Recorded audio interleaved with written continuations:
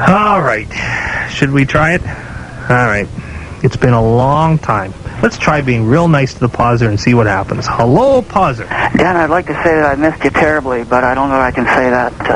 Well, we missed you. With all How's that? sincerity. I'm going to try to be really nice. Hey, Dan. I've missed you. We asked you to come on October 12th, anytime after that. And, of course, you've chosen anytime after that. Well, yeah, I just felt that you didn't really deserve me on the show after censoring me for 3 months. It's a little bit curious that I was censored at the time Brian Burke was applying to work for the Canucks. I hope he didn't tell you, or Jerry Paul or somebody, that, you know, you really shouldn't have Mr. Paul Pauser on, because we don't want him to upset Brian. So I hope there wasn't censorship there, but we won't beat that one down. Okay, because it did happen way before that, your censorship. Pardon me? You were censored long before that happened. I was censored a few months before, or a month before, whatever. This Brian is a tough Burke, show. We censored but so many his name was bandied about as a candidate to work for the Canucks. That is when I began getting censored. But anyways, I don't know, okay? But I hope you weren't practicing that fascist censorship that you I sure are considering hope not. Brian might be doing. I sure okay. hope not. Okay, let's make a good point here. All right. I was of the mind when Larry Murphy was playing for Washington or Minnesota that this guy is a sleeper. He can help the Canucks. A caller called your show. I thought it was a great call. He said, Brian, Larry Murphy, it sounds like, is going to be available. Do the Canucks have any interest? Brian Burke, with a same bluster, stated, listen, Larry Murphy's done. As far as we're concerned, we have no interest in Larry Murphy. Okay, fine. Thank you, Brian. Next caller. Murphy went on to win Stanley Cups, Canada Cup, I don't know about All-Star berth. He's been sensational, okay? Brian Burke is a man who's evaluating talent to make this Burry trade. As an evaluator of talent, he's proven that he's very much lacking. He got very upset when I told him I got him down at 4.8 out of 10 as a judge of talent. I backed it up with reasons. At that time, I told him that Randy Gray can help this hockey team. He said, we have no interest in Randy Gray. He can't take anybody in our defense's place. I said, listen, Brian, that's why I got you down at 4.8 out of 10 as a judge of talent.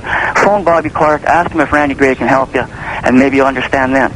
Didn't they bring him in? Excuse me, Dan. 3 weeks later, they were going after Greg. They landed Greg, and he got all the defense. He got all their heads on straight, which helped them go in 94 to the Cup. Randy Gregg was a tremendous force the year prior to 94, okay? He got everybody's head on straight and was a big, big factor in the Canuck team gelling. Now, the point is, Mr. Burke, I enjoy his style immensely, as most do. Okay, there's lots I like, respect about Brian Burke, but frankly, he doesn't belong as a GM in the National Hockey League, best league in the world, simply because he doesn't know the game well enough, understand the game well enough, and more importantly, evaluate talent well enough.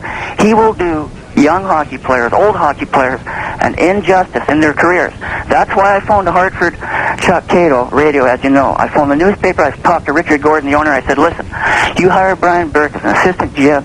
He's terrific. Have him on a radio show. You might get some fans in your building. I said, but as a GM, no. He will mishandle hockey players, and it's not quite. He's not ready, and I don't know whether he ever will be. So he goes to Hartford. He hires Paul Holmgren, who Steve Duchesne said there's not a player in our team in Philadelphia that respects Holmgren. This is right after Holmgren got fired. He said, I was glad to see him get fired. Brian Burke says, I don't care what the players think. He's going to be my coach in Hartford.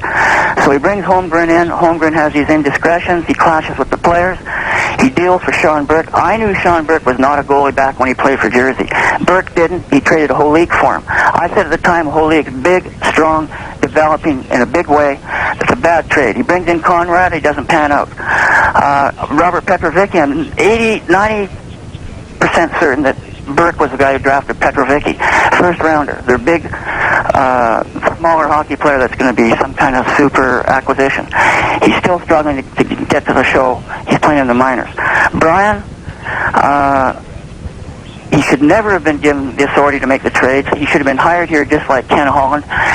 Keenan should have retained the authority to build the winner, make the trades, as he's done in the past. Brian Burke has not in the past.